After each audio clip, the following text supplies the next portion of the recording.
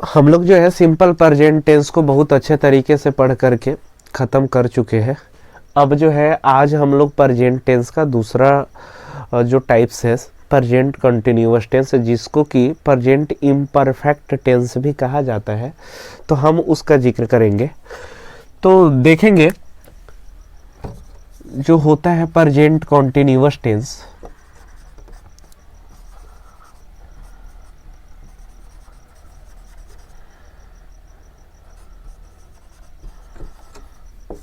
Present continuous tense, तो इसको भी हम इसी टाइप से आपको बताएंगे कि इसका भी जो होता है हिंदी स्ट्रक्चर को कैसे समझ पाएंगे कि ये जो है प्रेजेंट कंटिन्यूअस टेंस का सेंटेंस है, या फिर हम आपको बताएंगे कि इंग्लिश स्ट्रक्चर इसका क्या होता है, कैसे इंग्लिश स्टेटमेंट लिखा हुआ होगा तो आप उसको कह सकते हैं कि ये जो सेंटेंस है प्रेजेंट कंटिन्यूअस टेंस का सेंटेंस है।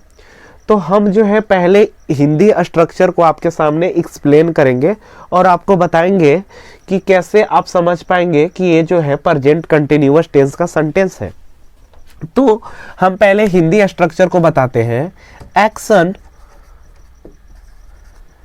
कंटिन्यूइंग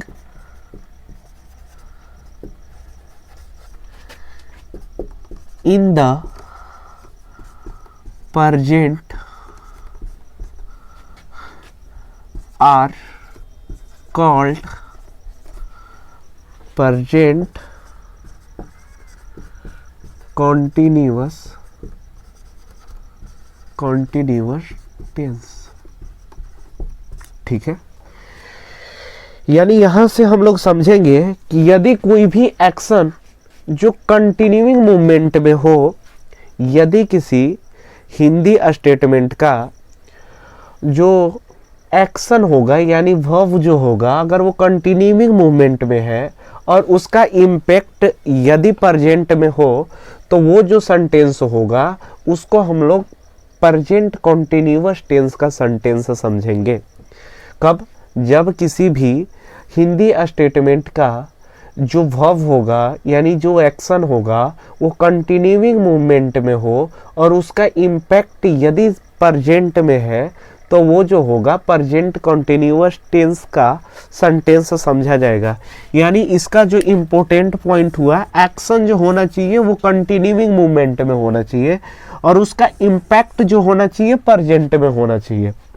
अगर कोई भी ऐसा हिंदी स्टेटमेंट अगर इस रूल को फॉलो कर रहा है तो आप समझिए कि वो जो सेंटेंस होगा क्या होगा, प्रेजेंट कंटिन्यूअस टेंस का जो होगा सेंटेंस होगा।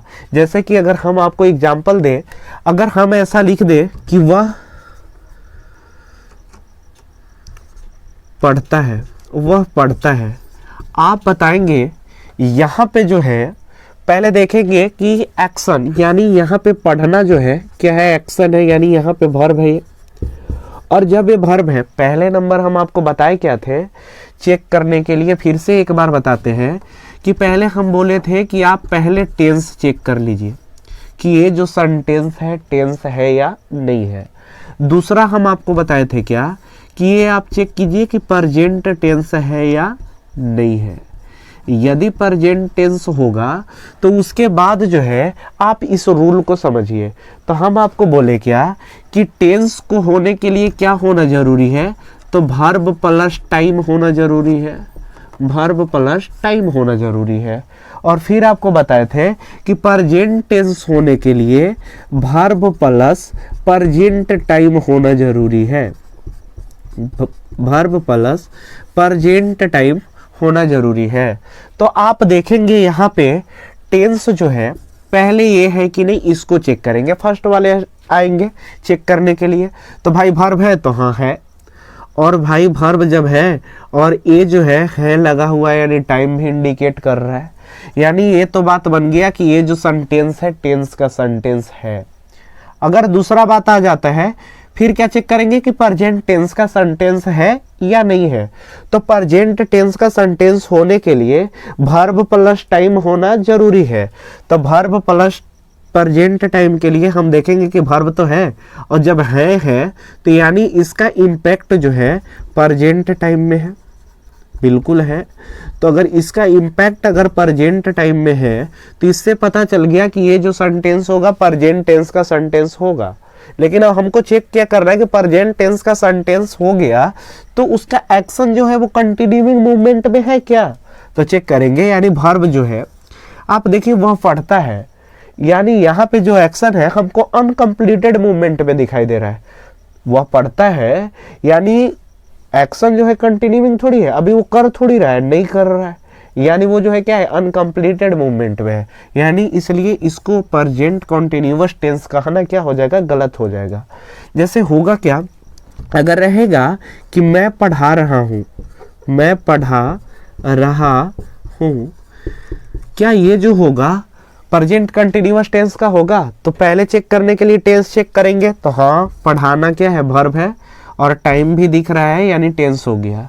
दूसरा क्या प्रेजेंट टेंस है या नहीं है, तो वर्ब भी हो गया, उसके साथ साथ क्या है प्रेजेंट टाइम लगा है यानी प्रेजेंट टेंस भी हो गया।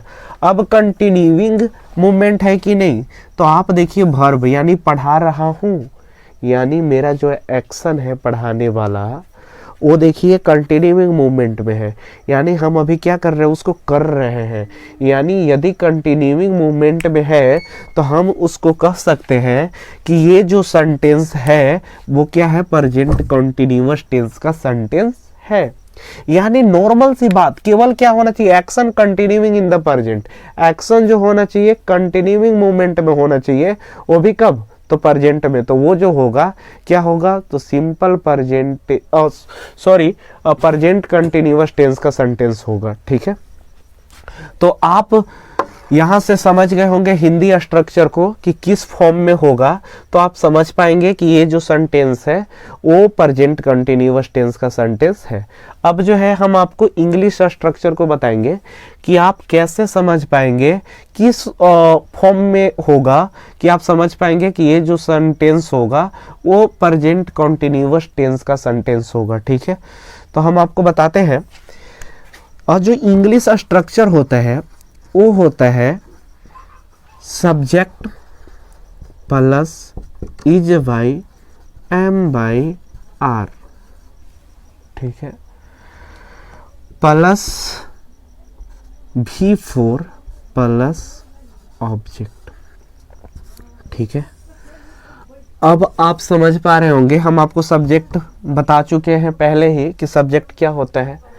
अब रही बात EJMR का, तो EJMR जो है क्या है, एक हेल्पिंग वर्ब है। यानी नॉर्मल सी बात, प्रेजेंट कंटिन्यूअस टेंस का जो सेंटेंस होंगे उनमें जो है हम क्या कर लेंगे, EJMR हेल्पिंग वर्ब का यूज करेंगे। और V4 का मतलब जो होता है, जब आप वर्ब में जिरंड यानी ING का यूज कर लेते हैं तो वो जो होता है क्या बन जाता है, V4 बन जाता है। यानी वर्ब में जब जिरंड ING का यूज कर लेते हैं तो वही जो होता है क्या बन जाता है, V4 बन जाता है। और ऑब्जेक्ट के बारे में हम आपको पहले ही बता चुके हैं कि ऑब्जेक्ट होता क्या है। तो जैसे कि अगर रहेगा कि I am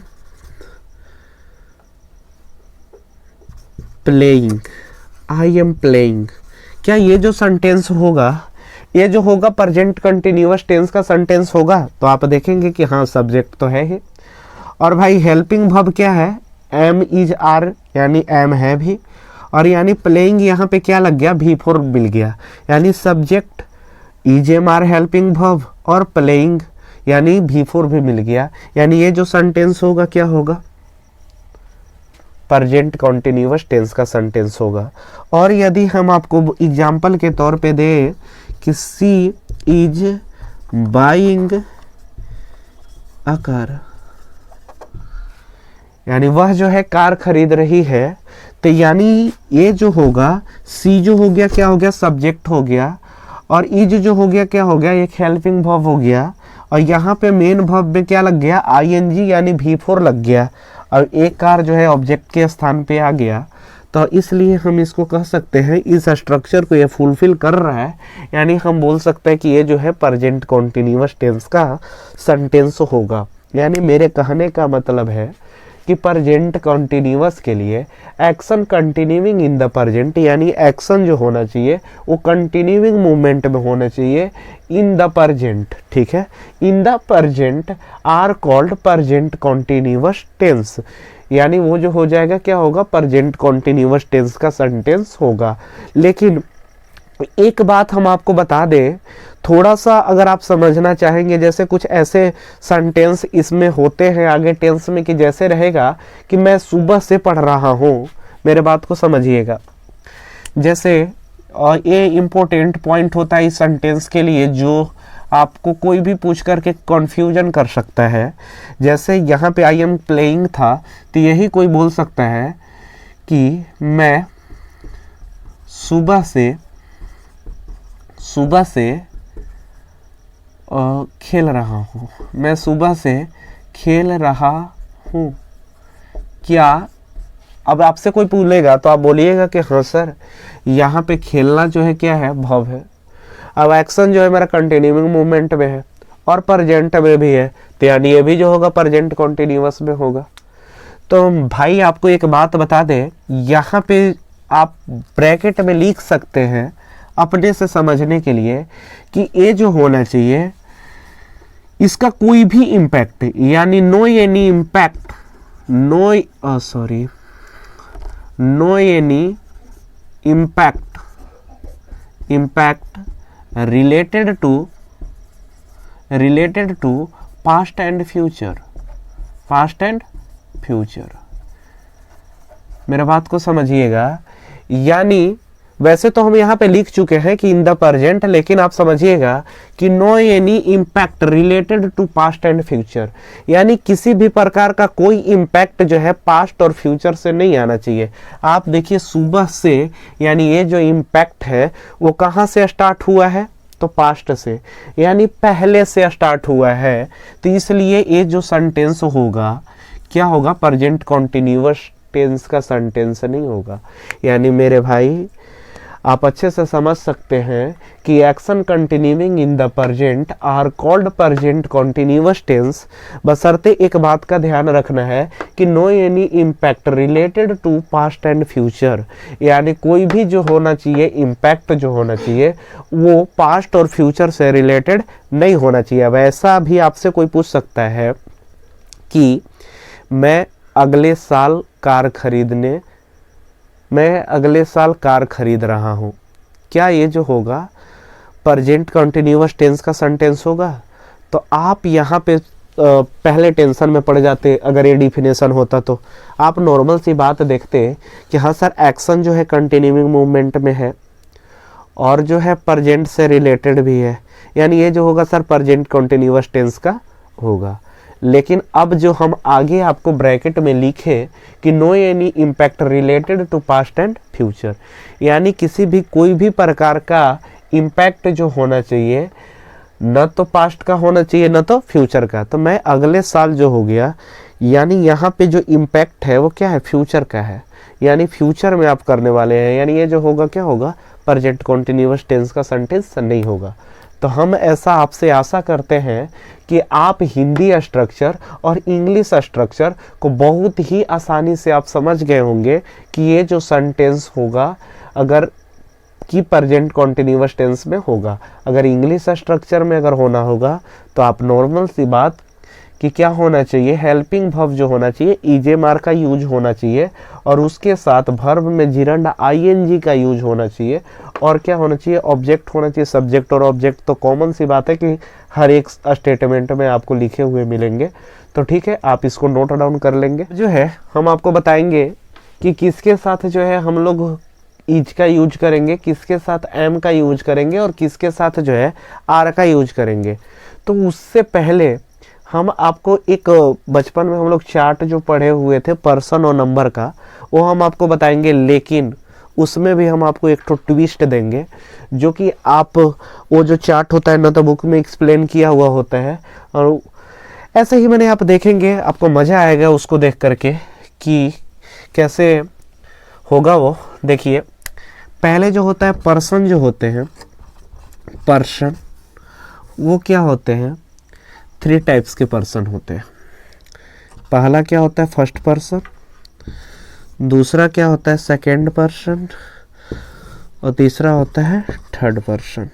ठीक है, ये हम लोग बहुत पहले से जान रहे हैं। और फिर क्या होता है, नंबर जो होते हैं दो प्रकार के होते हैं, एक होते हैं सिंगुलर नंबर, ठीक है, और दूसरा होता है प्लूरल नंबर। ठीक है, तो हम लोग जानते हैं कि फर्स्ट पर्सन सिंगुलर नंबर जो होता है वो क्या होता है आई होता है, और प्लूरल क्या होता है वी होता है। और सेकेंड पर्सन सिंगुलर भी क्या होता है यू होता है, और प्लूरल भी क्या होता है यू होता है। और थर्ड पर्सन, अब भाई सिंगुलर क्या होता है और प्लूरल क्या होता है वो आपको हम बताते हैं, थोड़ा सा आप ध्यान से समझेंगे। एक छोटे से एग्जाम्पल के थ्रू हम आपको समझाना चाहते हैं। ये जो होते हैं ये भाई अपने अपने कास्ट के होते हैं, और वे जो होते हैं ना तो एक दूसरे घर से कोई ताल्लुक रखते हैं और ना कुछ, मैंने एक दूसरे से किसी से कोई मतलब नहीं। आई जो है ये फर्स्ट पर्सन भाई सिंगुलर नंबर वाले ही घर में रहता है, इसको इस घर से किसी प्रकार का कोई लेना देना नहीं है, यानी ना तो इसके घर ये आता है ना इसके घर ये आता है, यानी ना ये आता जाता कुछ नहीं है, इन लोग के बीच में कुछ नहीं है, ये सब जो है अपने आप में रहते हैं। और जो सेकेंड पर्सन है यू को देखिए ज़्यादातर जो है ना हम इसको प्लूरल फॉर्म मान के चलते हैं, वैसे सिंगुलर फॉर्म भी इसका क्या होता है यू ही होता है, लेकिन यू का जब हम यूज करते हैं कहीं पे सेंटेंस में तो हम क्या करते हैं उसका प्लूरल फॉर्म का यूज करते हैं। अब मेरे बात को समझिएगा, इन तीनों को छोड़ करके यदि कोई सिंगुलर सब्जेक्ट आ जाए, यानी इन तीनों को छोड़ करके यदि कोई सिंगुलर सब्जेक्ट आ जाए तो हम उसको क्या कर लेते हैं थर्ड पर्सन सिंगुलर नंबर वाले घर में पुट कर देते हैं। कोई भी सब्जेक्ट आएगा, अगर सिंगुलर सब्जेक्ट कोई भी सब्जेक्ट यदि आ गया सिंगुलर सब्जेक्ट तो वो कहाँ सेटअप हो जाएगा सिंगुलर नंबर में सेटअप हो जाएगा थर्ड पर्सन के। मेरे बात को समझिएगा, जैसे कि आ गया मोहन, तो भाई पहले देख लेना कि आई तो है नहीं, वी तो है नहीं, यू तो है नहीं। अब मोहन कहने से कितने व्यक्ति का बोध हो रहा है एक व्यक्ति से, यानी विच डिनोट्स ओनली वन पर्सन और थिंग। ठीक है, इज कॉल्ड सिंगुलर नंबर, यानी सिंगुलर नंबर ये हो गया, यानी जब सिंगुलर नंबर होगा यानी ये जो होगा क्या होगा थर्ड पर्सन सिंगुलर नंबर होगा, ये जो होगा क्या होगा थर्ड पर्सन सिंगुलर नंबर होगा। यानी यदि कोई भी अगर सिंगुलर सब्जेक्ट आएगा तो वो थर्ड पर्सन सिंगुलर नंबर में जाएगा। लेकिन याद हम लोग करते हैं कि ही जो होता है वो होता है, सी जो होता है वो होता है, ईट जो होता है वो नहीं, याद बस केवल इतना ही रखना है कि आई जो होता है वो फर्स्ट पर्सन सिंगुलर नंबर में होता है, वी जो होता है second person first person plural number में होता है, और सेकेंड पर्सन सिंगुलर और प्लूरल दोनों में यू होता है, लेकिन उसको मान करके क्या चलते हैं कि वो जो है क्या है प्लूरल नंबर है। अब देख लीजिए, यानी कोई भी अगर सिंगुलर सब्जेक्ट आएगा, यानी यहाँ पे लिख लीजिए आप समझने के लिए कि ऑल सिंगुलर सब्जेक्ट, यानी कोई भी अगर सिंगुलर सब्जेक्ट होगा तो वो क्या होगा थर्ड पर्सन सिंगुलर नंबर में आ जाएगा। ठीक है, और नहीं तो अदर, मान के चलिए कि अदर एनी सिंगुलर सब्जेक्ट, यानी इसको छोड़ करके जितना भी होगा वो क्या होगा थर्ड पर्सन सिंगुलर नंबर में आ जाएगा। और कोई भी जैसे अदर अगर प्लूरल सब्जेक्ट आ जाए, अदर अगर प्लूरल सब्जेक्ट आएगा तो वो कहाँ जाएगा, तो वो जाएगा थर्ड पर्सन प्लूरल नंबर में। बस यही से काम खत्म। अब आप समझिएगा, केवल एक्सेप्शन में आई, यानी एक्सेप्ट आई, ये जो होता है पर्सनली आई के साथ एम का यूज करते हैं।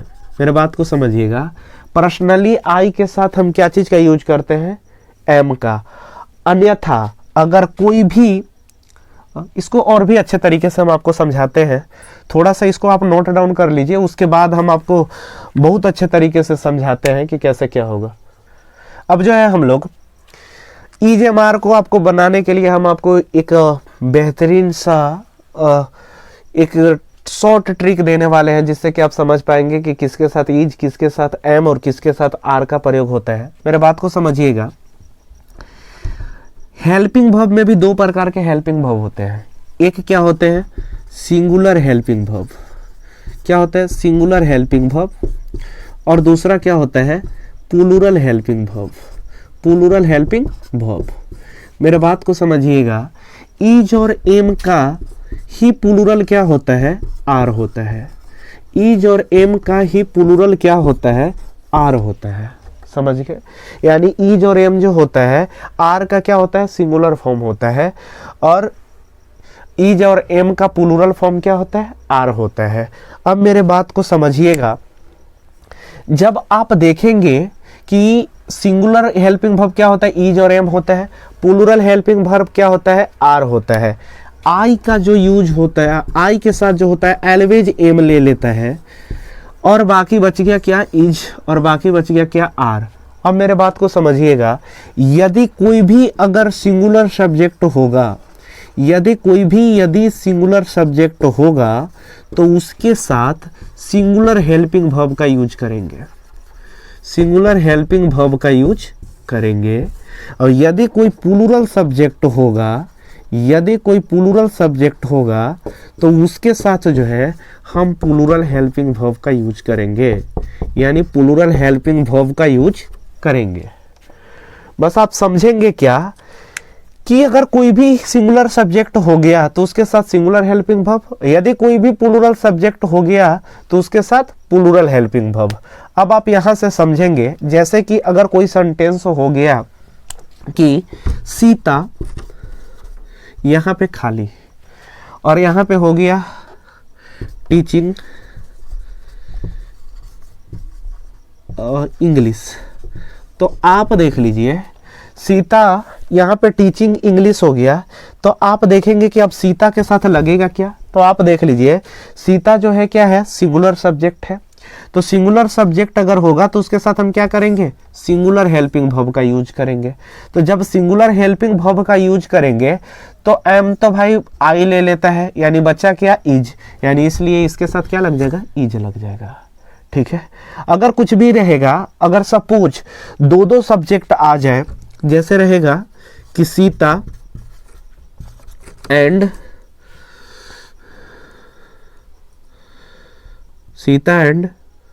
मोहन, ठीक है, गोइंग, ठीक है। अब इसको में क्या लगाएंगे, तो जब ही देखेंगे कि सीता एंड क्या आ गया, मोहन, यानी कितने लोग आ गए, दो लोग। तो which denotes two and more than person or thing are called plural number. यानी यहां से हमको क्या पता चल गया कि मेरा जो सब्जेक्ट है वो क्या है, प्लूरल सब्जेक्ट है। और जब ये प्लूरल सब्जेक्ट होगा यानी इसके साथ क्या होगा, प्लूरल हेल्पिंग वर्ब का यूज होगा। तो प्लूरल हेल्पिंग वर्ब होता क्या है, आर होता है, इसलिए इसमें क्या भर देंगे, आर भर देंगे। ठीक है। तो अब जो होंगे आप EJMR का प्रयोग करने के लिए बहुत आसानी से समझ गए होंगे। आप बस इसमें इतना याद रखिएगा कि हेल्पिंग वर्ब जो होते हैं वो दो प्रकार के होते हैं, एक सिंगुलर हेल्पिंग वर्ब, एक प्लूरल हेल्पिंग वर्ब।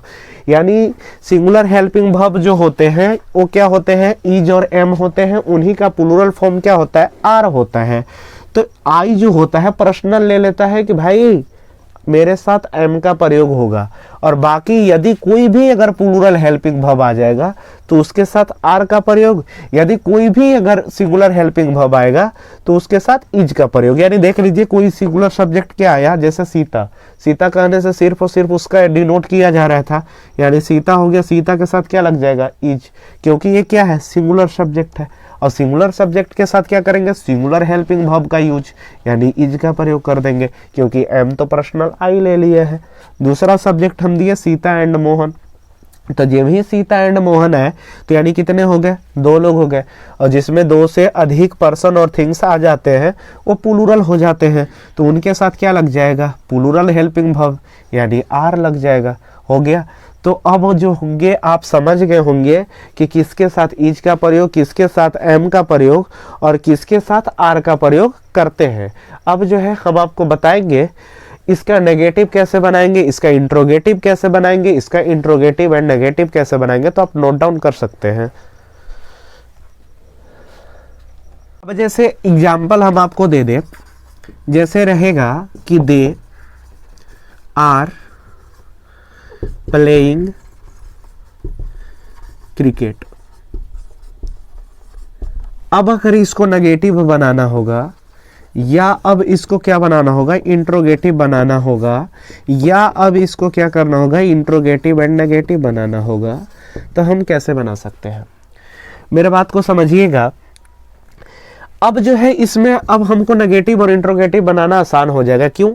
क्योंकि इसमें हमको हेल्पिंग वर्ब दिखाई दे दिया और हम आपको बताए थे कि नेगेटिव, इंट्रोगेटिव एंड नेगेटिव बनाने के लिए जो है हेल्पिंग वर्ब होना बेहद जरूरी है। तो यानी हेल्पिंग वर्ब इसमें हो गया। यानी जब हेल्पिंग वर्ब हो गया तो इसको नेगेटिव बनाने के लिए हम क्या कर देते हैं, हेल्पिंग वर्ब जो रहता है उसके बाद क्या लगा देते हैं, नोट लगा देते हैं। तो यानी नॉर्मल सी बात है कि they are not playing cricket. ठीक है। अगर अब मान के चलिए कि उसका अगर इंट्रोगेटिव अगर बनाना हो तो हम क्या बोले थे कि इंट्रोगेटिव बनाने के लिए हम क्या कर लेते हैं कि हेल्पिंग वर्ब को सब्जेक्ट से पहले लिख देते हैं और बाकी को वैसे ही लिख देते हैं। तो यानी हेल्पिंग वर्ब को पहले लिख दिए, यानी आर को पहले लिख दिए, यानी are they not are they playing cricket. ये इसका क्या बन जाएगा, तो ये इसका बन जाएगा इंट्रोगेटिव सेंटेंस। और अगर ले ले तो अगर इंट्रोगेटिव एंड नेगेटिव बनाना होगा तो उसके लिए भी क्या कर लेते हैं, हेल्पिंग वर्ब को पहले ही लिखते हैं, यानी आर को पहले लिख दिए, फिर दे, फिर उसके बाद क्या नेगेटिव नोट लगा देंगे और फिर क्या प्लेइंग क्रिकेट। तो अब आप समझ गए होंगे इसको इंट्रोगेटिव और नेगेटिव में भी कैसे बनाया जा सकता है। अब हम आपको कुछ हिंदी का सेंटेंस दे रहे हैं और उसका इंग्लिश हम करने के लिए आपको बताएंगे कि कैसे हो पाएगा। ठीक है। जैसे हिंदी में एग्जाम्पल दिया रहेगा कि वे लोग पत्र लिख रहे हैं। तो भाई बात तो सही है, रूल फॉलो कर रहा है। लिखना क्या है, वर्ब है, यानी एक्शन है। एक्शन कंटिन्यूइंग मूवमेंट में है और है लगा है यानी इम्पैक्ट प्रेजेंट में है। नो यानी impact related to past and future, यानी कोई भी जो है इम्पैक्ट जो है पास्ट और फ्यूचर से रिलेटेड नहीं है। यानी बात तो सही है कि ये जो हो गया प्रेजेंट कॉन्टिन्यूअस टेंस हो गया। इसके लिए हमको क्या करना होता है कि इंग्लिश स्ट्रक्चर में जब चेंज करना होता है तो हमको सब्जेक्ट की आवश्यकता पड़ता है। तो सब्जेक्ट यहाँ पे क्या है, वे लोग। तो वे लोग के लिए क्या हो जाएगा, दे। और इसके साथ जो है अब बात आ गया ईजेम आर का यूज करने के लिए। तो पहले नंबर दे जो है क्या है, प्लूरल सब्जेक्ट है। तो इसके साथ हम क्या करेंगे, प्लूरल हेल्पिंग वर्ब का यूज करेंगे। तो हम आपको बताए थे कि ईज और एम जो होता है क्या होता है, सिंगुलर होता है, जबकि आर जो होता है क्या होता है, प्लूरल हेल्पिंग वर्ब होता है। तो यानी आर का यूज हो जाएगा, आर हो गया। और फिर क्या बोले कि V4, तो यानी वर्ब ये है। तो इसका चौथा रूप लगाने के लिए हम बोले थे कि ING लगा देते हैं। तो WRITTING। अब यहाँ पे बात आ जाता है कि डबल टी आप क्यों लिख दिए सर, TING भी तो हो सकता था। तो हम आपको बता दें कि यदि किसी भी वर्ड का लास्ट वाला लेटर अगर वॉवेल हो और उसके पहले वाला लेटर जो होता है वो क्या हो, कॉन्सोनेंट हो, तो जब आप उसको V4 में कन्वर्ट करते हैं तो ये कट जाता है और उसके बाद जो होता है उसको क्या कर लेते हैं, उसके पीछे वाले लेटर को रिपीट कर करके और लिख देते हैं। ठीक है। तो वहां से आप समझ जाएंगे राइटिंग और फिर क्या हो जाएगा, लेटर।